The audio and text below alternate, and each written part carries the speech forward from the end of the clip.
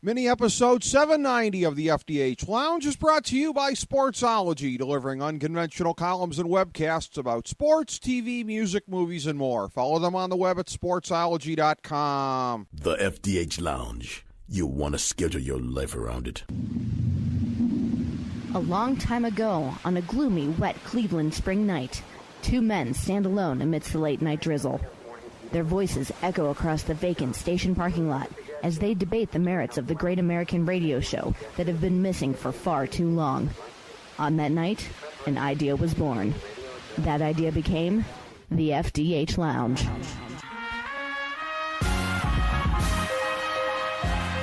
Welcome to the FDH Lounge. Hello, everyone. Welcome to FDH Lounge mini episode number 790. It's your favorite football talkers anywhere. Rick Morris and Kyle Ross coming at you. Some might call me the outlandish Rich Morris, and I suppose I can live with that. But my picks in recent weeks have been, I won't say outlandishly good, but they have been rebounding. It was a good week last week, 9-6-1, 101-97-10 on the year. In order to do what I did last year and be profitable for the year on all my plays, I got to go +8 over the next 3 weeks, which is a tough thing to do. I'm +10 over the last 10 weeks. I was looking at where I bottomed out, so I got to go at a much better pace than I've been at, but I'm just glad with week 15 being here, I could be in the conversation for making it happen again. 2-1 on my big three. Speaking of bottoming out. Yeah. 2-1 on my big three, 17-22, and 2 for the season. Likewise, I bottomed out on that a long time ago. I've been something like 11-6, I think, over my last couple of weeks here. So the big three, as ugly as it is doing a lot better than since that point. The Speaking of bottoming out. Speaking of bottoming out. Speaking of bottoming out. You could be speaking of my lock picks, Kyle. I'm not talking about you.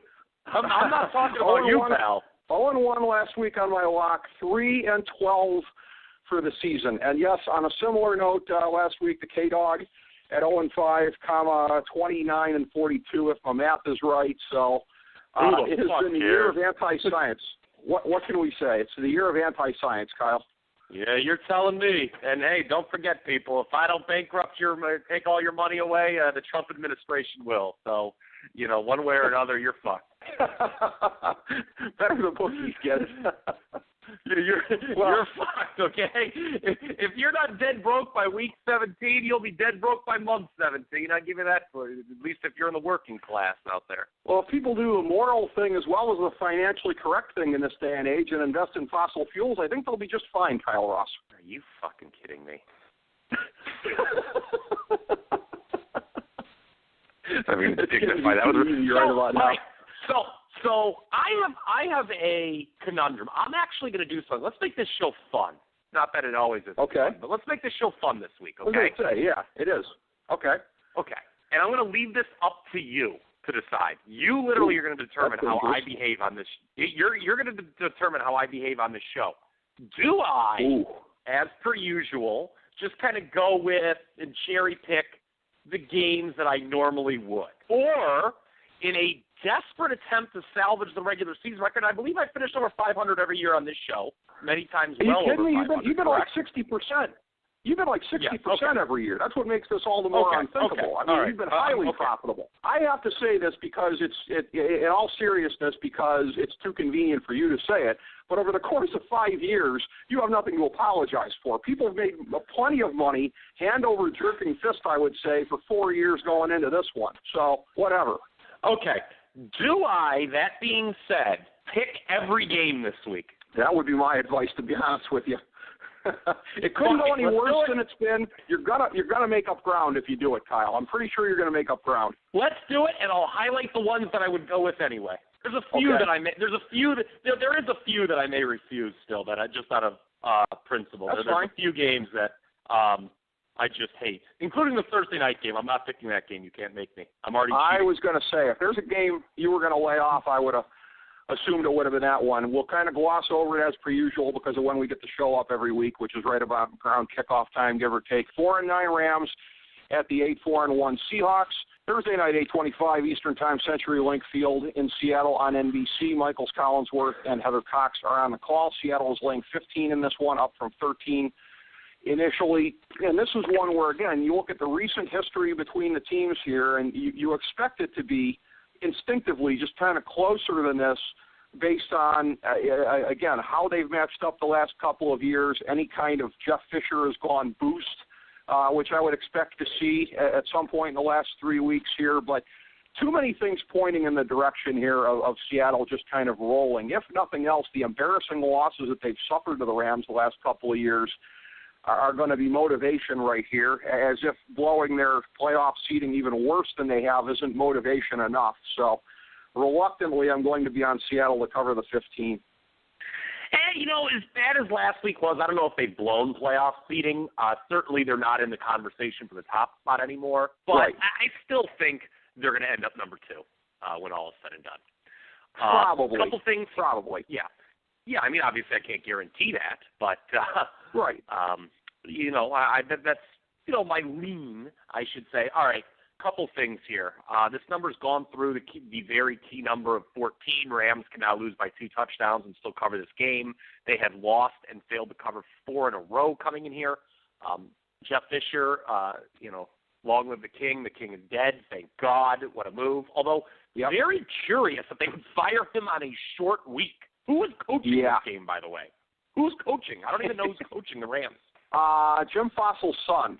He's a special teams guy, John Fossil. Oh, okay. I thought he was like some 6-year-old that like Jim Fossil just had running around the house and just said, "Do you want this?" Okay. I'm not playing this one. I will say they are putting all their chips in the middle of the table, Kyle Ross. Oh, okay, gotcha. Interesting thing here to look at. Both teams last week massacred by the turnover bug. The Rams, the scoreboard was ugly, as it was for Seattle. It was 42-14 the Rams lost. They were -5 in turnovers. They actually outgained Atlanta in that game. Seattle actually outgained Green Bay, and they were -6 in turnovers. So, again, I know I said I'm going to pick them all. It'll be almost all of them. This is not one of them. The line's obviously huge because everyone and their mother knows the Rams have beaten the Seahawks 3 straight times. Absolutely. Could be a classic revenge spot here. Instead of skipping to Sunday, as we generally do, it's that time of year, we skip to Saturday instead. Saturday evening, it's the 8-5 Dolphins at the 4-9 Jets, 8:25 Eastern Time from MetLife Stadium in East Rutherford, New Jersey on the NFL Network. Mike Tirico and the bitter midget mullet Doug Flutie on the call for whatever reason. Oh, and this is here we go. I'm not a big Doug Flutie guy. For a guy who backed Rob Johnson as Lucas he was. But Miami is laying into the playoffs since. Miami's laying 2.5 in this one. It's been kind of a steady 2.5. They will be going without Ryan Tannehill, which until the last month or so wouldn't even be regarded as any kind of a handicap against them. But the way that he's been playing recently, maybe Adam Gase really does practice black magic here with what he's been able to get out of him. Instead, it's going to be the venerable Matt Moore coming off the bench, putting down the clipboard and actually having to get in there and mix it up as a starter as opposed to showing some of his magic coming off the bench as he did last week here. This is a division, and this is just kind of a feel thing in my gut, but I remember many weird and inexplicable things in the AFC East in December in the last couple of years. It's inexplicable to me that the Jets could get up for this one enough to win, but it is a rivalry game. These teams don't like each other historically. Just based on AFC East weirdness in December alone, I'm going with the Jets. Can I ask you a weird question? Go for it. You watch, ESPN in the middle of the day, right? I did not. Sometimes. Oh, well, I mean, you're familiar with it at least. I mean, you're always one of the big critics. Not today, but I have. Okay, no. So you know the talking heads, though, right? Do you know that Katie Fagan girl? Yes. Is she a lesbian? That I think so. Don't quote me on that. I don't want to speculate publicly, but I think so. If she is. And she ever wanted to she ever wanted to go back to the other side, and I ever get divorced, I would gladly sleep with her over her comments on his and hers a few days ago when she claimed her number one pet peeve in sports was the stupid eye test.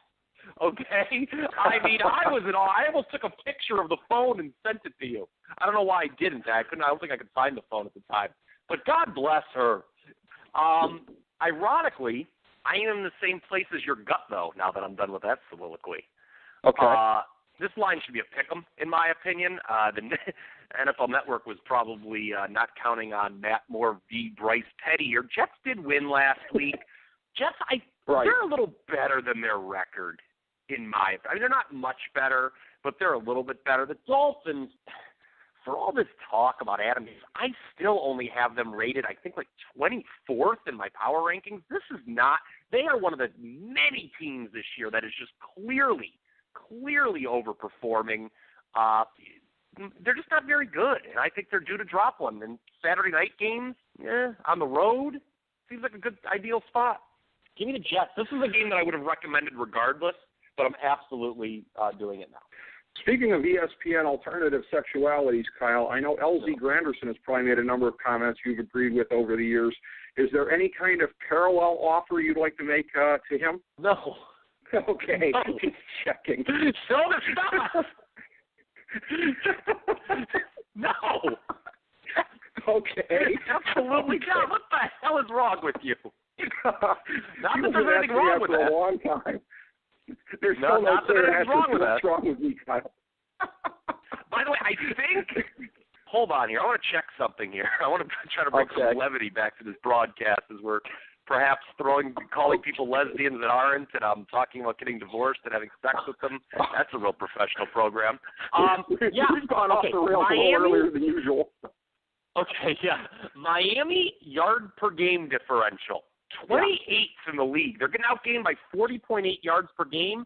That's twice as bad as the Jets, who are 25th. By the way, folks, this is not the last time I'm going to reference yard per game differential on this telecast. It will be the last Adam time. Gase's greatest skill is winning. It's not a skill. There's no chart for that. It is the last time I will reference potentially having sex with a lesbian, though. I can assure you that. Well, in the next 10 minutes anyways. But yes. Moving ahead to the Sunday night game, which is for whatever reason next on the sheet here, I think because it was flexed into that spot.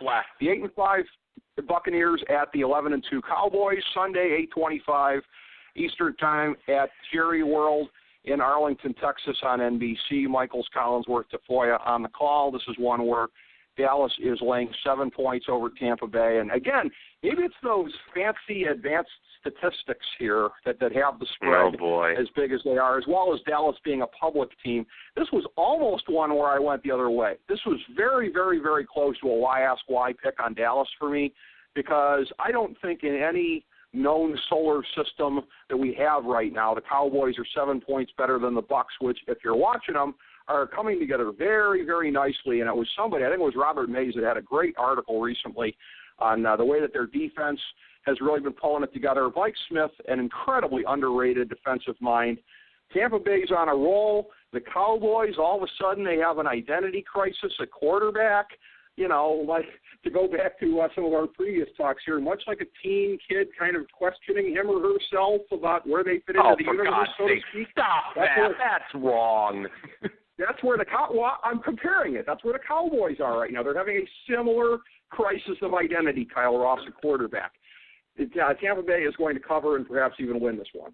Yeah, I disagree. This is Ezekiel Elliott's coming out party. How do you like that for sticking with your theme there? Okay, I like Dallas to roll here. Tampa Bay, I'll tell you why they're favored by 7. I don't have them in the top 20. Vegas doesn't have them in the top 20. Goodness. Most rating systems don't have them as a top 20 team. They're another one, like Miami and like some of these other teams we're going to get to, that I just think are way overperforming.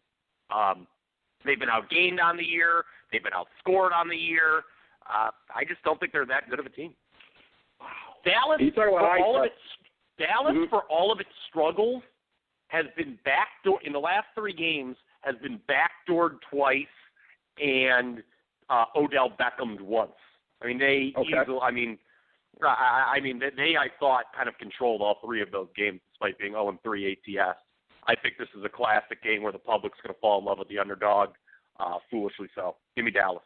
I would not have picked this one normally, but I'm going to now just to spite you.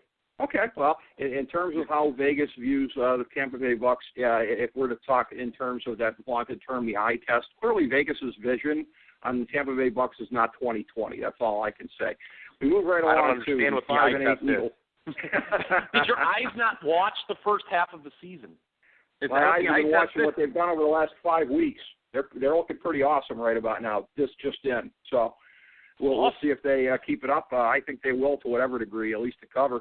It's the 5-8 Eagles at the 7-6 Ravens, 1 o'clock Eastern Time, M&T Bank Stadium in Baltimore on Fox. 5-time Lounge guest Kenny Albert is paired with Daryl Moose Johnston and the lovely Tandora Oakman on the sidelines.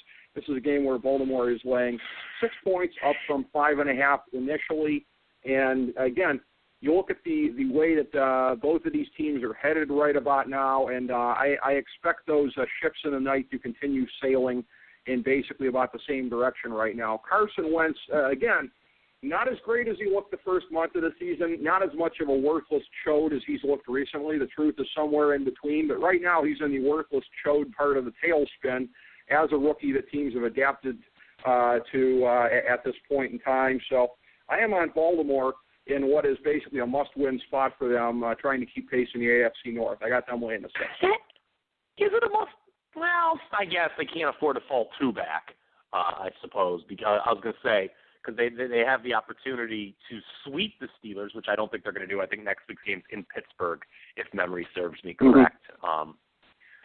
This is one I'm not going to pick this one either, to be honest with you. Sorry. I think I'm going to pick the rest, though. Okay. The Eagles really let me down last week. Yeah, the Eagles really let me down last week with that loss in Washington. They're like 0-5 in close games. It's really weird with the Eagles. I came into this year, remember, predicting that I thought they might be the worst team in the league. They started 3-0, making me look very foolish, and then they've kind of been every bit as bad as I thought they would be since then, just winning 2 games. They're really, really struggling. But I kind of think they're, it's weird. Like a team that started out much better than I thought is now much worse than I think they are, if that makes any sense. Kind of. Yeah, I mean, more or less, the kind of won out in the end. Yeah. The Ravens are a team, too. What do they have left in the tank after a tough Monday night loss? I would be very scared about that as well. Okay. All right, so your only pick to this point has been Dallas, yes? Just making sure I got that right. And the Jets. And the Jets, okay. You're on the Jets as well, okay. All right, so, yeah, the Eagles they were doing great in the month of September. Ever since then, they have been standing on a corner in Winslow, Arizona. We move along to the next one here, an ancient rivalry in the NFL. It's the 7-6 Packers at the 3-10 Bears. 1 o'clock Eastern Time from Soldier Field on Fox. Kevin Burkhardt, John Lynch, and the delicious Pam Oliver on the call here. Green Bay is laying 5.5 up from the initial 5. It had gone to 6.5 at one point. They had kind of ballooned, but it has settled back down in that spot there. And again, Packers, another team here. We're going to talk about this a lot this week. Teams with momentum. And boy, do they have it recently after being written off earlier in the season. And this is one where, again, something you taught me long ago, Kyle Ross, never take a team to cover if you think there's 0 chance of them winning the game. There is 0 chance of the Bears winning. I think we're almost overdue for the correction to start with this post-Jay Cutler offense. And I think it starts here. I look for the Packers to keep the roll going and to cover the 5.5 points at Soldier Field. Completely opposite side here. I guess there's only 2 opposite sides, but I guess that was a combination of I'm on the opposite side, and I completely disagree. I am going with the home dog, which will be a major theme for me this week. I think this spread is off by several points. It's just home dogs are my thing. The Bears have a better yards per game differential, believe it or not, than the Packers this year. Spoiler alert, Chicago will absolutely find itself on my most improved list this year, for next year, I should say, once they find a real quarterback. And Green Bay, as I said earlier when we talked about the Seattle game, chances are you're going to win when the other team gives it away 6 times. They were outgained actually by Seattle last week. Their stock a little too high right now. Give me Chicago. Ooh, 2 teams with pretty mediocre stock, 2 Midwestern Dome teams there facing off against one another. It's the 6-7 Colts at the 7-6 Vikings. It's what we might call the 6-1, half dozen of another bowl. 1 o'clock Eastern Time from U.S. Bank Stadium in Minneapolis on CBS. Kevin Harlan, Rich Cannon on the call. This is a game where Minnesota is laying 4 points up from 3.5 initially. I am going to, being the good bitter clinger that I am, use the same kind of rationale for making my pick here that I did in last week's game involving Indianapolis, which is to, in a spot like this, defer to the team with the better quarterback. This is a game where, again, if the Colts flop another one here at another point, and again, I understand that few people in sports have been done as much of a disservice by their coaching staff and the personnel people as Andrew Luck. But at the end of the day, you got to find a way, if you are a star NFL quarterback, to take a couple of these winnable games here. I said that about him earlier in a game against, I think, Tennessee. I used that rationale. They rose up. They got the job done. So I think I'm 1-1 when using that rationale with Andrew Luck. Andrew Luck against Sam Bradford, give me Andrew Luck. I got the Colts getting the 4 on the road. Give me the rest of the Vikings against the rest of the Colts. Give me the Vikings. I don't see, this line, I think, on the look ahead was 3, which was really eye-opening because I don't know in what world these teams are even. I just don't. I mean, the Vikings, I don't have a ton of regard for them. I was very surprised when they were 5-0, and then I kept warning regressions on its way. It has hit, but I have a lot less regard for the Colts. Really awful loss last week at home to the Texans that I think ultimately dooms their season. I just think the Colts are bad. I mean, other than Andrew, I mean, yes, they have a great quarterback, but when all the pieces around them stink, you can't lift anything up, in my opinion. Give me the Vikings. Well, interesting. Well, one could say perhaps that Ryan Grigson is perhaps the Cleveland Browns of general managers. I would certainly agree with that. Speaking of which, the 0-13 Cleveland Browns are at the 6-7 Buffalo Bills. 1 o'clock Eastern time from New Era Field in Orchard Park, New York on CBS. Tom McCarthy, Adam Archuleta on the call. This is a game where Buffalo is laying 10 up from 9.5 originally here. And again, I have been pretty clear over a period of time, as I was before last week's game against Pittsburgh, where I believe that was one of my big 3 picks, where I said the Bills were going to go down. You have a lot more regard for the Bills than I do. I guess, fancy advanced statistics and all that kind of stuff. Having said that, I got burned on something else here last week. You look at these games that are potentially winnable in the last couple of weeks for the Browns, or at least coverable, and at this point I'm convinced that they're all fool's gold. I thought they could win outright against Cincinnati. If that's the best they could muster against Cincinnati, they have no chance of, I'd say, even staying close here. I learned my lesson. I burned my hand on that proverbial stove. I'm on the Bills laying the 10. Yeah, I am too. Fuck it. I would never lay 10 normally on the program, but I'm going to here. I just don't know in what world the spread shouldn't be higher. I mean, every single rating system I use says this number should be at least a field goal more. I've got 13, 17, 15, 15 and a half. The Cleveland Browns were awful, and maybe you know this better than I. What is the deal with the Browns and 49ers if they finish tied? I think I've asked this before, and maybe we didn't know at the time. Here's the deal. You know that? Well, I alluded to this last week, that I've been rooting very hard for the 49ers to win a game because that would obviously clinch it for the Browns. Yeah. I think the Browns are going to need that if they win a game, because I think it goes to strength of schedule, and the Browns at this point would lose in that to the 49ers, because the 49ers, I believe, have played an easier schedule, which perversely would grant them the number 1 pick. See, I don't think that's crazy. The Browns can't try to, people don't want to hear this, but the Browns shouldn't try to win games then, unless if the 49ers are 2 games clear. That's really, I know 0-16 is embarrassing, and no one wants to do it, but you don't want to blow your chance at the number 1 pick. Is it really that big of a deal? Has all this been for nothing? Yeah, we went 1-15. Who cares? You still blow. This is a franchise that needs to build, and if they've got their choice at the top, that's the way to do it. So, they have believe it or not, with the 49ers kind of blowing some winnable games, the Browns have just no reason to try to win at all. And Rex Ryan's coaching for his job, by the way. We should point that out. I did the big gulp about 15 minutes before kickoff last week. I did have the Bills, as you so astutely pointed out, against the Steelers. That pick sucked. But I did the big gulp when the report came across the wire, Rex Ryan potentially in danger. I was like, oh, great. And, The Bills should have been blown out a lot worse last week. I'm man enough to admit that. Some uncharacteristic interceptions from Ben Roethlisberger kept them in that game, and that was it, because they had no answer for Le'Veon Bell. That game was over. I agree very, with very that. quickly. Yeah. AFC South matchup here. It's the 2-12 Jags at the 7-6 Texans. 1 o'clock Eastern Time, NRG Stadium in Houston on CBS. Andrew Kettle on, Steve Tasker, Steve Berline on the call. And this game in the stadium where Super Bowl 51 is going to be held. Spoiler alert, the Jaguars will not be returning to play a game in Houston during this season. Houston is laying 6 points, up from 5.5 initially. And, again, a spot where at the beginning of the year, I had the Jags making the playoffs, which, again, before anybody laughs at the hipsterism of that, I also had the Raiders making it. So, one very good, one very bad pick on that one here. Still don't have a lot of respect for the Texans, not least of which because of the way they're getting dragged down by Brock Osweiler, not least of which because of that. And it's not like, again, it's not like Blake Bortles is redefining the quarterback position as we know it in 2016, but I'm on Jacksonville in this spot here, too. 6 is a lot for Houston to be laying to anybody. I know you may tell me, Kyle Ross, the advanced statistics may have them better than I think, but I don't have a lot of respect for Houston right now.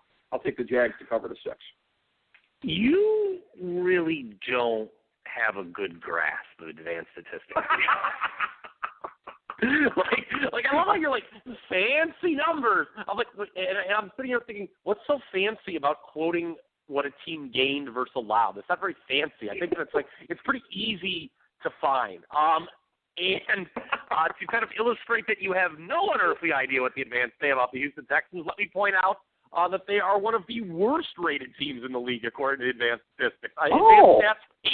Advanced stats loathe the Houston Texans. Football Outsiders, I think, really loathe them. I think they have them like 30th in the league or something god-awful like that. My own rankings, I have them at 26th, which is really low for a first-place team, obviously. I have the Jaguars 29th. That gap, not very big. I think the Jaguars probably have a better yards per game differential than Houston. I'm almost positive that they do. Let me just check real quick. So basically, while you're checking, well, I'll just narrow that down to shorthand and say that the advanced statistics in this case then are right about how bad the Houston Texans are. So this is a case where we can say that they get it right instead of getting it wrong. So then the advanced statistics always get it right. They always get it right sooner or later. Yes, Jacksonville, believe it or not, has outgained its opponents this year, despite the horrible record. Houston has not outgained. I'm on Jacksonville in case you haven't been able to figure this out yet. Put them down. Jacksonville. Okay. Jacksonville will be Jacksonville along with Chicago are in line to be my 2 most improved teams next year. Jacksonville when they get a new coach, Chicago when they get a new quarterback. I can kind of see that. All right, still almost about half our games to go here. We got the 5-8 Saints at the 5-7-1 Cardinals, 4:05 Eastern Time from the University of Phoenix Stadium in Glendale on Fox. Chris Myers, Rondé Barber, and Caps Lounge guest Jennifer Hale on the call on this one. This is a game where Atlanta is laying 2.5. It's been a pretty steady 2.5, so they're a short home favorite here. And I feel that they are, at this point in time here, too, again, but both of these teams really hard to, kind of grasp where they're coming from. The Saints have been improved defensively in recent times here, but I feel that it's just more of a gut than anything else. I feel like if Arizona's got a little more left in the tank right about now than does New Orleans. So I'm on them to win and cover at home. What a great game this is. Number 1 and number 2 teams in the league in yards per game differential. This is the game that America needs to be watching on Sunday as far as I'm concerned. Arizona under the 3 at home, I'll take them. Okay. I'll take Arizona. All right. So we're in agreement on that one. Strapped for time, so that's all. I'll leave it at that. All right. So you're on that. It's the 1-12 49ers at the 8-5 Falcons, 4:05 Eastern Time from the Georgia Dome in Atlanta on Fox. Tom Brenneman, Charles Davis, Chris Spielman, and Peter Schrager have been sentenced to watch the 2016 49ers play in this game. This is a game where Atlanta is laying an even 14. They have been 13.5 at one point. And, again, one thing going in the favor of the 49ers here, an East Coast time zone game, but 4:05. This is one where, again, there is just so much pointing towards Atlanta just absolutely rolling in this spot here. I know you don't like when I use the term fix, Kyle Ross. I'm just going to say Illuminati special. Sometimes you get things that happen for no discernible reason in the NFL, and you just know that certain people are making piles of money off of that. Things that happen again for, I repeat, no discernible reason whatsoever scientifically. San Francisco covering the 14 would be one such instance. I hope to be one of those people, at least figuratively, that is sweeping some of that money towards myself. I'll take them getting the 2 touchdowns. Yeah, the numbers does seem low. I'll concur with you there, and I'll also concur with you in taking the points with the 49ers. I talked about it earlier in that Atlanta-Rams game. Yeah, Atlanta blew the doors off the Rams on the scoreboard, but it was because of turnovers, not because of really anything else. And, turnovers can swing a game so much. You have a team off a blowout win like that, laying a big number. That's just a tricky spot. I meant to bring this up with the Browns, but it actually applies to the 49ers too, so I can say it anyway. Both teams have only covered 2 games this year. In the last 20 years, this is courtesy of ESPN's Chalk section, by the way. I'll give credit where credit's due. Okay. I can't remember who wrote it, but it was a real eye-opener. There's never been a team in the last 20 years to cover fewer than 3 games in an NFL season. So the Browns and the 49ers at some point are due to probably cover at least one more. And for the 49ers, I think it will be here. But by the way, they've been favored each of the last 2 weeks, the 49ers. Right.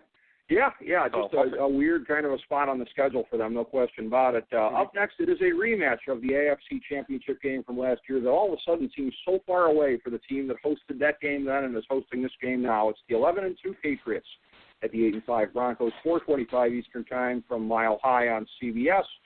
Jim Nantz, Phil Simms, Tracy Wolfson, Jay Feely on the call in this one. New England is laying 3 points in this spot here, and again, perhaps the advanced statistics will tell me that I'm wrong here, but the number just seems very, very low for the standing of these teams right about now. The way that the Broncos have been kind of slipping on the banana peel the last couple of weeks here, and again, against good teams, which I now admit that Tennessee is, and certainly Kansas City among the very best. But this just in, the Patriots are that damn good themselves. So if that's how they're looking against really good teams here at this point, I'm almost tempted to go on Denver. It's almost a why ask why, but I'm on New England, only laying 3. Short week on the road, thin air, Denver playing for its season. Give me the Broncos plus the points. This is a classic 80-20 game. I think it's even more like everybody's on New England in this game. I think like 86% of bets are on the New England. Come on now, that's not going to happen. Okay. All right, the old public reasoning here, that does prove out many different times, no doubt. Up next, it's the 10-3 Raiders at the 5-8 Chargers, 4:25 Eastern Time from Qualcomm Stadium in San Diego on CBS. One of the last times I'll be mentioning that particular stadium ever, I think.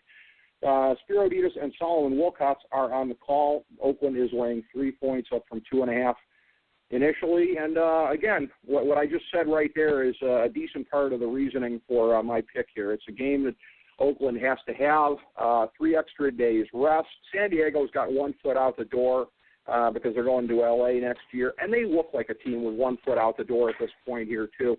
Oakland to cover the 3, I think, comfortably. San Diego just looks like a team with 1 foot. I mean, it's getting comical. I mean, I look up at the screen last week, Melvin Gordon's getting carted out. Joey Bosa's face down. I thought he was dead, given the way their season had been going. But you know what? Fuck it. Take San Diego. Another anti-public home dog. Give me the Bulls, a team that has played better than the Raiders, by the way, according to yards per game differential. Thank you very much. Well, I'm glad we still live in a world where the scoreboard rules the story, but that's a I wish we did too, because then your Ohio State Buckeyes wouldn't be in the college football playoff. Very selective application of the rules there. Yeah, trust me. I got 2 words for you, Kyle. Head-to-head only matters. Head-to-head only matters when you like it, I see. I got 2 words for you, Kyle. First down. Up next. Yeah, I got 2 words. I got 2 words for you too, pal. Can't say them on the air though. Let's fuck the others. You. Yeah. Up next is the 5-8 Panthers. At the 7-5-1 Redskins. 8:30 Eastern Time from FedEx Field in Landover, Maryland. Sean McDonough, John Gruden, Lisa Salters on the call on ESPN.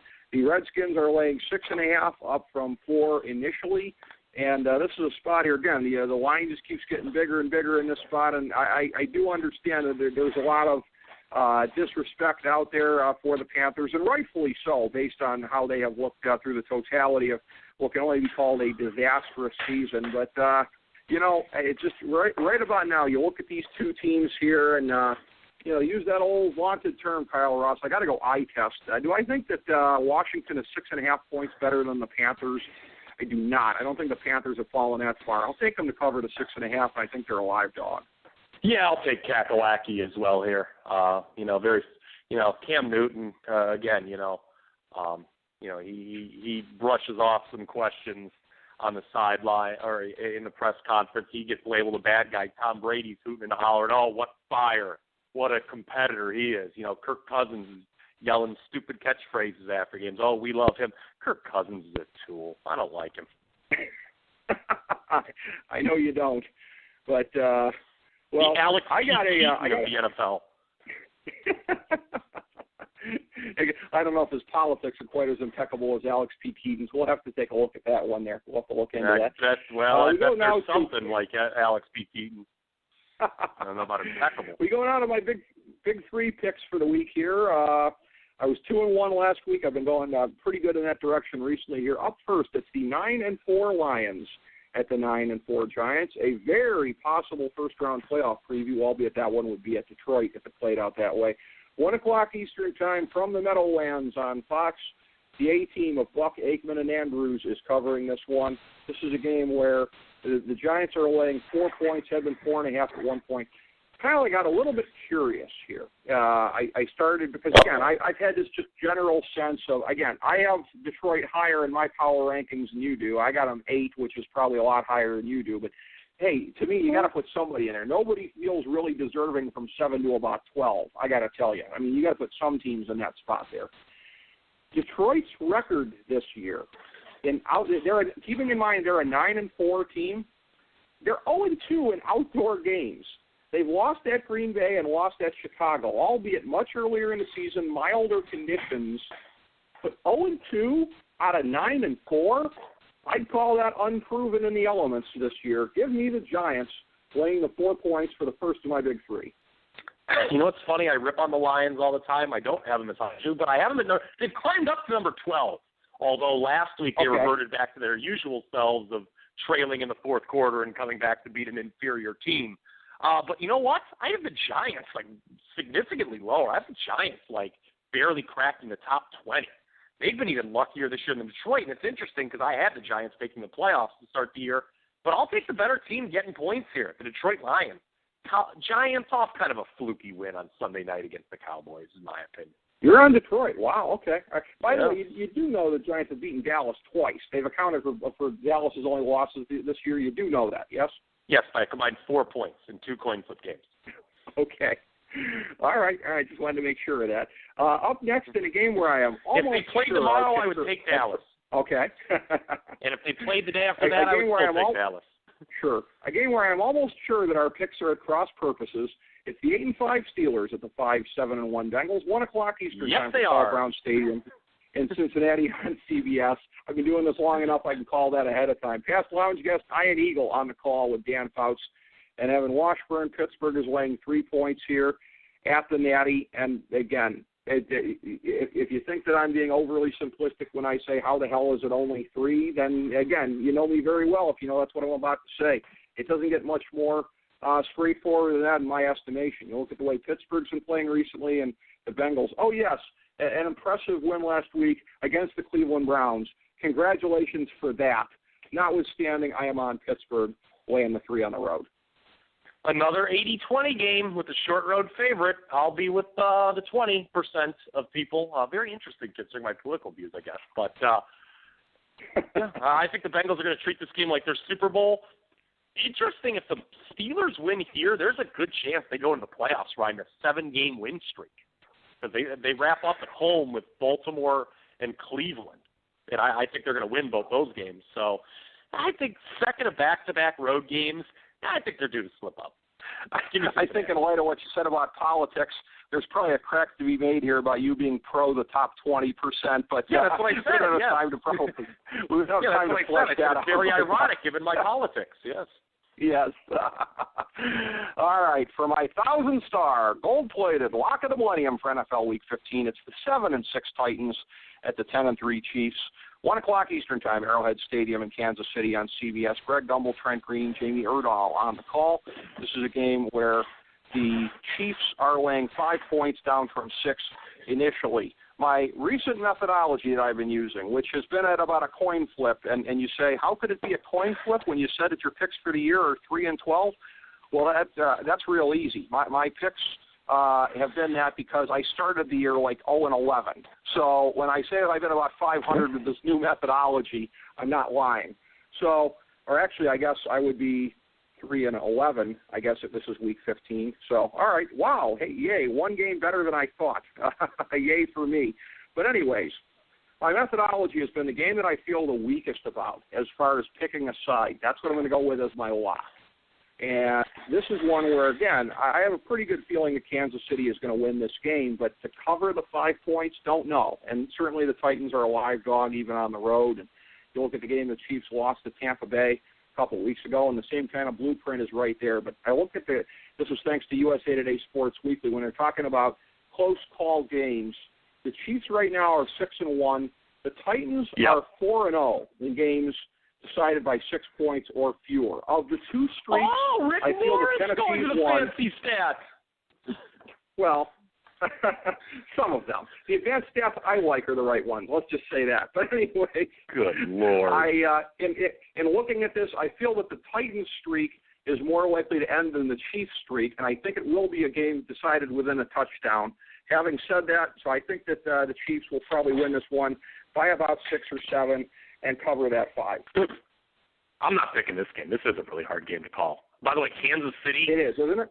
Who everyone loves because they stay out of the headlines and they keep their nose down and do the right things. They're fucking 29th in yards per game differential ahead of the Rams, 49ers, and Browns. Give me a break. I can't wait to play against this team in the playoffs.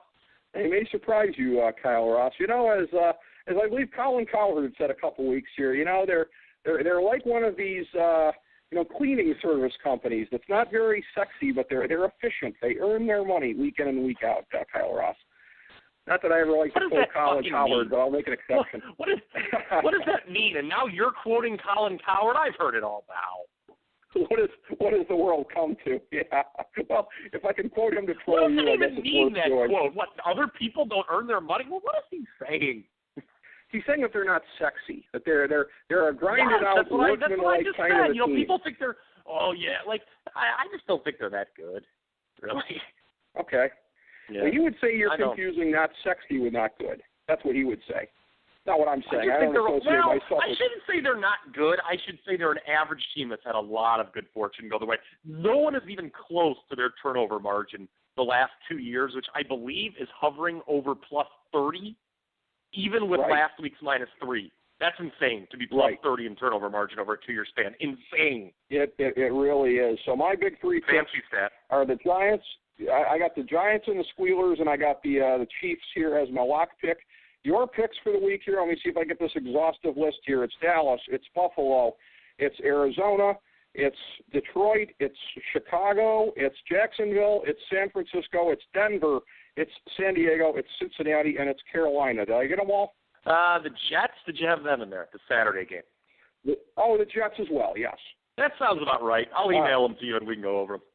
All right, well, I look forward to that. And to a winning Week 15, Kyle Ross. I know that we will have that. As we bring the show to a close, we would like to extend our deepest gratitude to NBC, CBS, ABC, Fox, all Clear Channel affiliates, TNT, TBS, USA, UPN, Deadspin.com, YouTube.com, YTMND.com, MySpace.com, various blogs, Fox News, CNN, CNBC, MSNBC, IamBoard.com, Billboard.com, Google.com, ESPN, ESPN2, ESPN News, ESPN Classic, NBA TV, NFL Network, Sports Time Ohio, Athlon Magazine, Comedy Central, Cartoon Network, The Boomerang Channel, QVC, BET, The Spice Channel, Steno Notebooks, Manwich, Papermate Office Supplies, waitresses, strippers, bartenders, garbage men, janitors, microwave popcorn, the writers of The Office, Scrubs, Entourage, My Name is Earl, Oz, Metalocalypse and the Boondocks, Aquafina, and the Periodic Table of Elements.